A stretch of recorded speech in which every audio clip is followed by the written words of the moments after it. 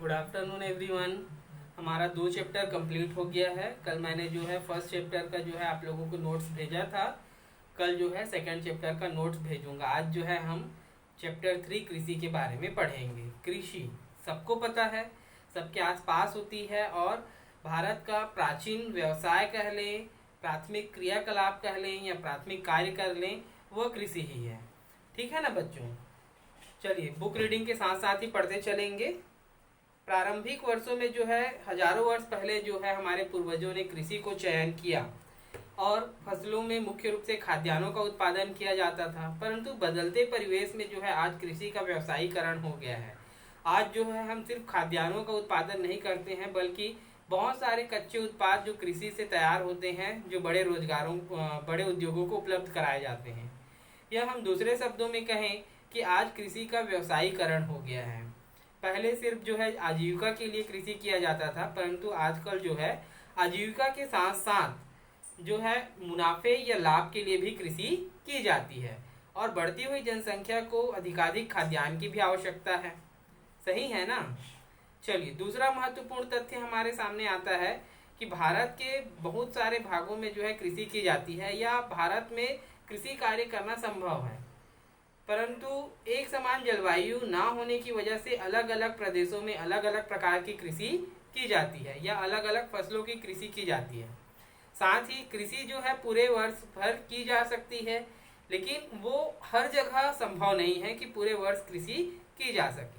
भारत में अधिकांश जो कृषि है वो मानसूनी वर्षा पर निर्भर है और भारत में जो है मानसून बहुत अच्छे से सक्रिय होता है, जिसकी वजह से भारत के अधिकांश भागों में कृषि कार्य किया जाता है।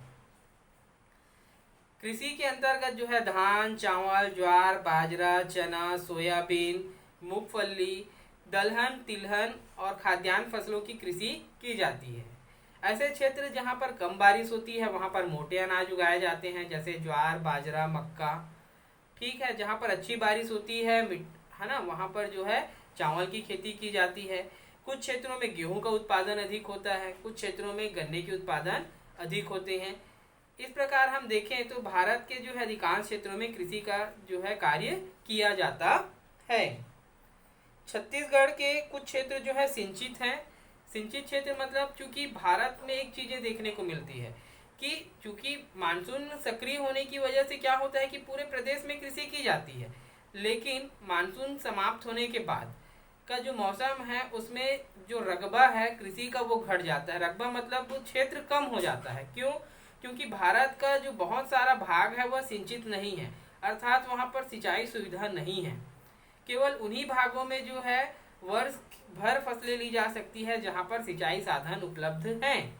ऐसे क्षेत्र जहाँ पर सिंचाई साधन नहीं है वहाँ पर केवल मानसूनी वर्षा के दौरान या हम कह लें कि वर्षा ऋतु के दौरान ही जो है फसल लिया जाता है। छत्तीसगढ़ के उपलक्ष्य में हम देखें तो पाते हैं कि यहाँ पर जो है सिंचित क्षेत्रों में बारिश में धान, ठंड में गेहूं की सब्जियां तथा गर्मी में मौसमी सब्जियों की खेती की जाती है। वर्ष के विभिन्न मौसम में फसलों में भी परिवर्तन आता है। भारत में वर्षा के हिसाब से जो है फसलों को उत्पादन की दृष्टि से 3 भागों में या 3 ऋतुओं में विभाजित किया गया है, जो निम्न प्रकार से हैं। पहला है खरीफ। सभी जानते हैं खरीफ की फसल, रबी की फसल। अभी जो है हमारे यहाँ खरीफ की फसलों का जो है खरीफ की फसलें उगाई गई हैं। इस ऋतु का आरंभ मानसून के आगमन के साथ ही हो जाता है कि हमारे यहाँ मई जून में ही जो है खेती का कार्य प्रारंभ हो जाता है। सभी किसान अपने खेतों की ओर प्रस्थान कूच करते हैं और खेती के काम में लग जाते हैं, क्योंकि जैसे ही बारिश होता है बीजारोपण कर दिया जाता है। और खरीफ की फसलें जो है भारत में लगभग सभी जगह की जाती है, क्योंकि ये मानसूनी वर्षा पर निर्भर है और जिन जिन क्षेत्रों में अच्छी बारिश होती है उन क्षेत्रों में जो है खरीफ की फसल ली जाती है, क्योंकि इस दौरान जो है खेतों को फसलों के लिए जो है पानी आसानी से उपलब्ध हो जाती है। इसलिए इस ऋतु में देश भर में लगभग पूरे कृषि का कार्य किया जाता है। इस ऋतु में मुख्यतः अधिक आर्द्रता और उच्च तापमान वाली फसलें ली जाती है, जिनमें मुख्य फसलें धान, ज्वार, मक्का, तुअर, मूंग, उड़द, तिल, मूंगफली और सोयाबीन हैं, क्योंकि इन्हें अधिक पानी की आवश्यकता होती है और साथ ही साथ आर्द्रता की आवश्यकता होती है। इसलिए जो है खरीफ की फसलों में ये मुख्य फसलें शामिल होती है। दूसरी आती है रबी की फसलें। तो खरीफ की फसलों का क्षेत्रफल या दायरा बहुत बड़ा होता है, क्योंकि मानसूनी वर्षा की वजह से जो है खरीफ की फसलें जो है बहुतायत में होती है। पर अगर हम रबी फसल की बात करें तो रबी फसल का एरिया जो है बहुत कम हो जाता है या सिमट कर छोटा हो जाता है। रीज़न मैंने पहले ही बताया था कि यहाँ पर सिंचाई की सुविधाएं उपलब्ध नहीं हैं। जिन स्थानों में या जिन क्षेत्रों में जो है सिंचाई की सुविधा उपलब्ध होती है वहाँ पर रबी की फसलें ली जाती है। खरीफ की फसलों के समाप्त होते ही रबी की फसल जो है प्रारंभ हो जाती है।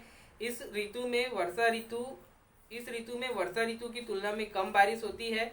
अब कम बारिश होने की वजह से जो है फसलों में भी परिवर्तन आता है। इस ऋतु में बोई गई भूमि का रकबा जो है खरीफ की फसल की तुलना में कम होता है। इस ऋतु में शीत बर्दाश्त करने वाली फसलें, ठंड सहने वाली फसलें जो है बोई जाती है। रबी फसल की मुख्य फसलें हैं जौ, तोरिया, सरसों, अलसी, मसूर और चना। छत्तीसगढ़ में इसे उन्हारी के नाम से भी जानते हैं कि उन्हारी जो है चना, तिवरा या सरसों इस प्रकार की फसलें ली जाती हैं। शीतकाल में कुछ वर्षा होती है, परंतु अधिकांश कृषि जो है मुख्य रूप से सिंचाई पर ही निर्भर रहती है। इसीलिए जो है रबी फसल खरीफ की तुलना में बहुत कम क्षेत्रों में ली जाती है। तीसरा है हमारा इम्पोर्टेंट जायद कृषि। नाम से पता चल रहा है। मैं इसे और क्लियर कर दूं, जायद कृषि को गर्मा कृषि भी कहते हैं। कई बार लोग जो है इसमें बच्चे जो है कंफ्यूज हो जाते हैं कि जायद कृषि और गर्मा कृषि क्या है। अगर हम गर्मा कृषि पर फोकस करें तो गर्मा कृषि से तात्पर्य गर्मी के समय में ली जाने वाली फसल। देखिए हमने खरीफ की फसल ले ली, रबी की फसल ले ली। अब चूंकि गर्मी का मौसम होता है तो गर्मी के समय में ली जाने वाली जो फसलें हैं वो गर्मा कृषि कहलाती है। शीत ऋतु के बाद इस ऋतु का जो है आगमन होता है और इसे गर्मा कृषि भी कहते हैं। इस मौसम में वर्षा नहीं होती है, गर्मी के दिनों में बारिश होती ही नहीं है, इसलिए जो है इस समय जो फसलें ली जाती है वो गर्मा कृषि के नाम से जानी जाती है। और इस प्रकार की फसलें जो है चूंकि बारिश नहीं होती है तो बिना बारिश के या बिना पानी के तो फसलों का उत्पादन नहीं होगा। तो स्वाभाविक सी बात है कि ये फसलें केवल उन्हीं स्थानों पर ली जा पाती है जहां पर सिंचाई की सुविधा उपलब्ध हो।